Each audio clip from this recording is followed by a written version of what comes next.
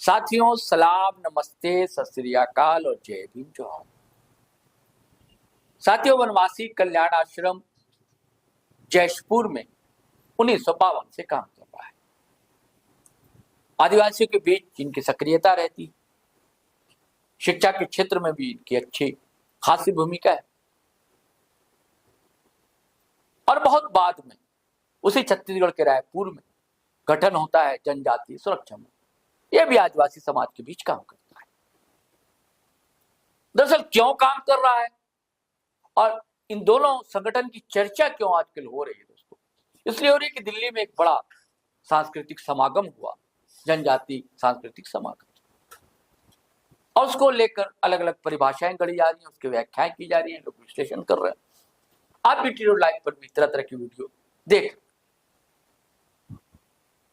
तो हमने सोचा कि जो राजनेता है वो अपने ढंग से बातों को रखता है, लेकिन एक जो बुद्धिजीवी है, पढ़ा लिखा नौजवान है, आदिवासी समाज से आने वाला, वो क्या सोचता है,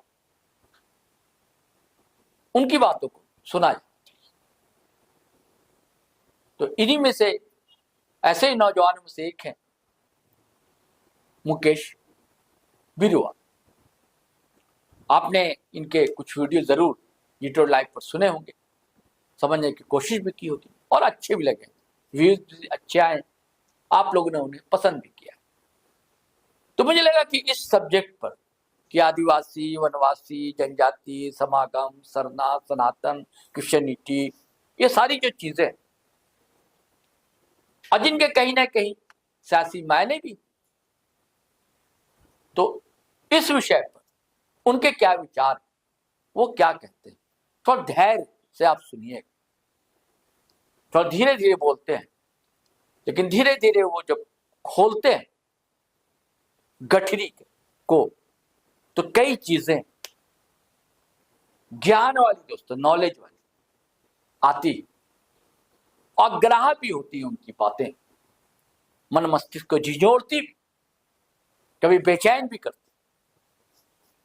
तो मैं चाहता हूं कि आप सुनिए कि मुकेश भाई कहते क्या है, फिर हम बातचीत को आगे बढ़ाते हैं। जोहार साथियों, मैं मुकेश बिरुआ, आपका इस चैनल पर स्वागत है। आयोजक का नाम है जनजातीय सुरक्षा मंच।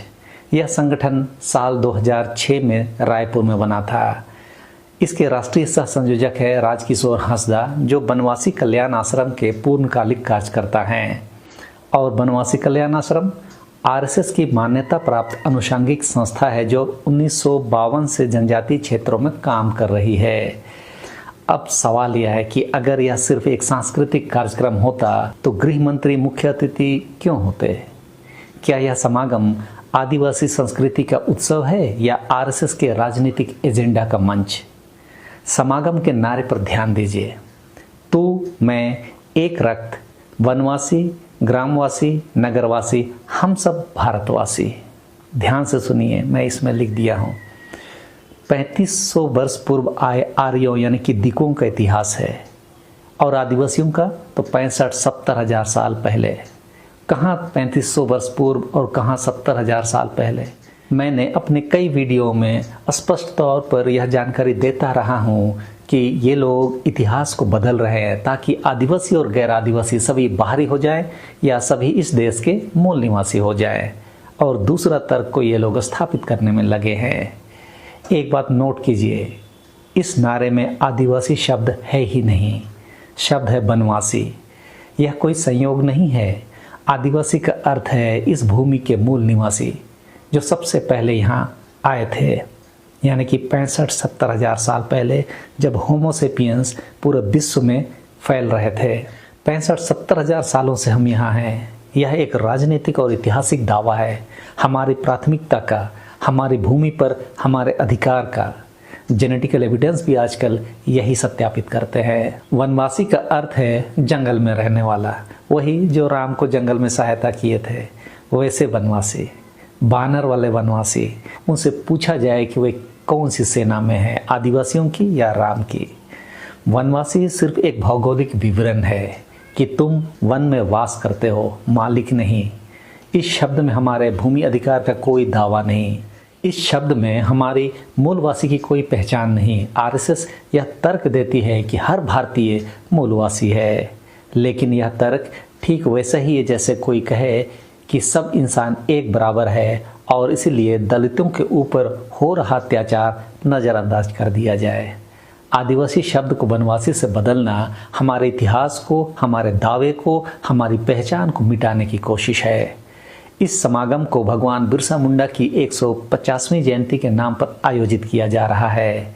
बिरसा मुंडा के हिंदूकरण के प्रयास को आप मेरे इस वीडियो में देख सकते हैं और मैंने वहाँ पर पूरा प्लेलिस्ट बनाया है, आप जाके देखें। ये पूरे सारे तथ्यों को मैंने पहले ही उजागर किया हुआ है। ये तो मैं अभी जो आयोजन हो रहा है इसीलिए दोबारा कुछ चीज़ों को सामने ला दे रहा हूँ।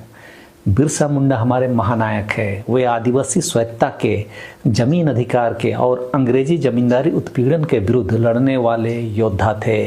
आदिवासी राष्ट्र के पहले पायनियर थे। उनका उलगुलान विद्रोह था, शोषण के विरुद्ध, बाहरी वर्चस्व के विरुद्ध, मतलब उन्हीं के खिलाफ उलगुलान था और आज वही लोग उनका गुणगान कर रहे हैं। यही तो मास्टर स्ट्रोक है अंधभक्तों के लिए, उनके लिए जो आदिवासी समाज के बहिष्कार के बीच समागम में जा रहे हैं। आज भगवान बिरसा मुंडा कहकर उनकी राजनीतिक विरासत को धार्मिक आवरण में लपेटा जा रहा है। उनके नाम पर उन्हीं की आत्मा के विरुद्ध काम करने वाला एजेंडा चलाया जा रहा है। बिरसा मुंडा न हिंदू थे न ईसाई, हालांकि ईसाई बन गए थे लेकिन फिर वापस आ गए। वह मुंडा थे, आदिवासी थे, सिंह मोंगा के उपासक थे।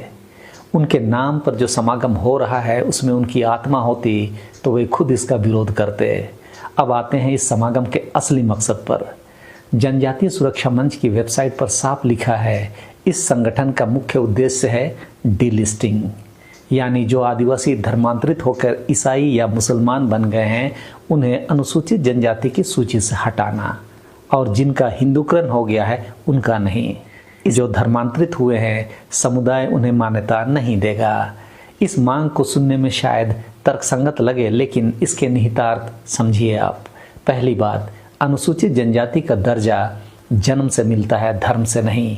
संविधान में कहीं नहीं लिखा कि धर्मांतरण से आदिवासी दर्जा चला जाता है। अनुच्छेद 341 अनुसूचित जाति यानी कि एससी के लिए है, एसटी के लिए नहीं। संविधान संशोधन के बिना यह इस समय संभव नहीं है। दूसरी बात, इस मांग से आदिवासी समाज दो हिस्सों में बंट जाएगा। झारखंड, छत्तीसगढ़, उड़ीसा और पूर्वोत्तर राज्यों में लाखों आदिवासी हैं जो ईसाई हैं, लेकिन वे आदिवासी हैं। तीसरी बात, और यह सबसे खतरनाक है, यह डीलिस्टिंग की मांग दरअसल आदिवासियों को हिंदू रहने की शर्त पर आरक्षण देने की मांग है। यानी अगर तुम हिंदुत्व के दायरे में रहो तो तुम्हें अधिकार है, वरना नहीं। यह धमकी है, शर्त है, यह सुरक्षा नहीं, यह नियंत्रण है। समागम का एक नारा है, सामाजिक समरसता।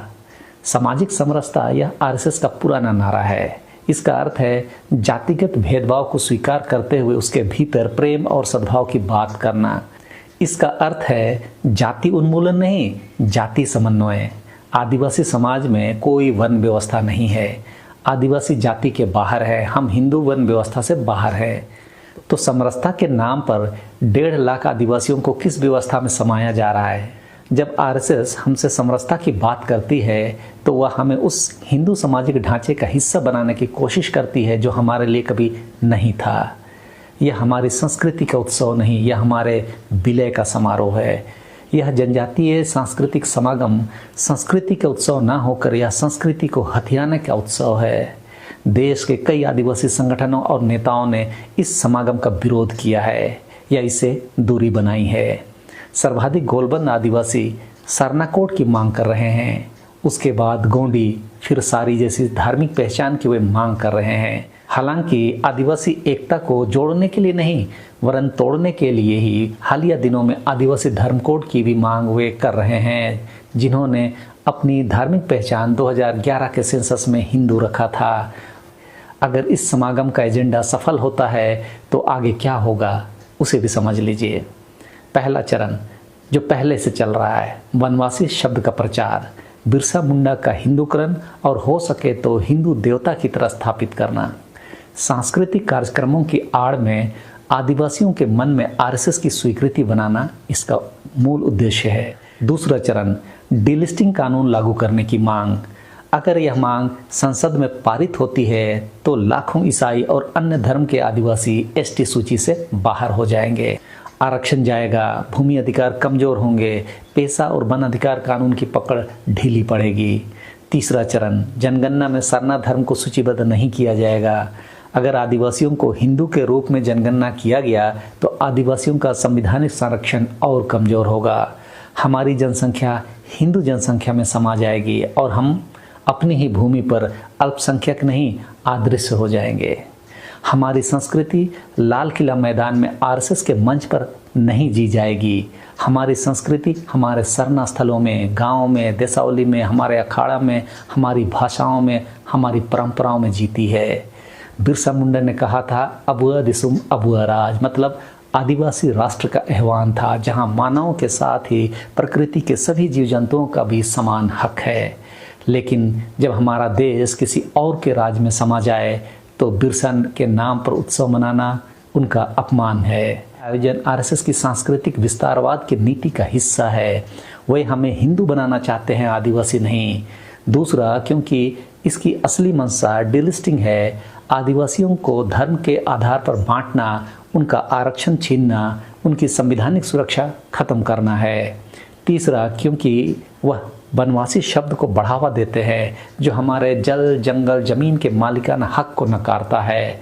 चौथा, क्योंकि यह आदिवासी एकजुटता को तोड़ता है। आज वे ईसाई आदिवासियों को निशाना बना रहे हैं, कल हिंदू और सरना आदिवासियों को भी निशाना बनाएंगे। पांचवा, क्योंकि यह आदिवासी संस्कृति का अपमान है। बिरसा मुंडा की जयंती का उपयोग करके वे बिरसा मुंडा के संघर्ष को ही बेच रहे हैं। बिरसा मुंडा अंग्रेजों से लड़े थे और आरएसएस आज उन्हीं की विचारधारा को थोपने की कोशिश कर रहा है। तो साथियों, हमारी संस्कृति बिकाऊ नहीं है, हमारी पहचान बिकाऊ नहीं है, हमारा संविधान बिकाऊ नहीं है। हम अपने गाँव, अपने जंगलों, अपनी संस्कृति की रक्षा में जरूर खड़े रहेंगे। हम आदिवासी हैं, हम वनवासी नहीं हैं। हम इस भूमि के मूल निवासी हैं। भारत में आदिवासी नहीं बसे हैं, आदिवासियों की जमीन पर भारत बसा है। हम किसी की शाखा नहीं हैं। हमारी पहचान किसी बड़े धर्म की उपजाति नहीं है। बाकी जो है सो है ये है। जोहार। साथियों, आपने मुकेश बिरुआ को सुना। मैं चाहता हूं कि आपका साथ इसी तरह बना रहे। आप हमारे चैनल को सपोर्ट किया करें। पहली बार आए तो सब्सक्राइब कर लीजिए, दोस्तों को वीडियो भेजिए, उन्हें भी आग्रह कीजिए सब्सक्राइब करने के लिए। फेसबुक पर भी हमारा पेज है जीट्रो लाइव के नाम से। दोस्तों, हमारी वेबसाइट भी है jitrolive.com के नाम से, उसे भी क्लिक किया करें। आपका सहयोगी साथियों हमारा बल है, हमारी ताकत है। आपके बल बूते ही ये जीट्रो लाइव चल रहा है। हम चाहते हैं कि आपकी मन की बात जो हो उसे शब्द देने की कोशिश की जाए, जो आप चाहते हैं वो सुनवाया जाए। तो ये प्रयास हमारा जारी रहे, आपका सहयोग मिलता रहे। तो चलिए चलते हैं। तो फिर वही गुजारिश, धड़ाधड़ शेयर कर लीजिए फिर वीडियो हमारा, खटाखट लोगों को शेयर करवाइए। आज्ञा दीजिए, इजाजत दीजिए। जय हिंद, जय भारत।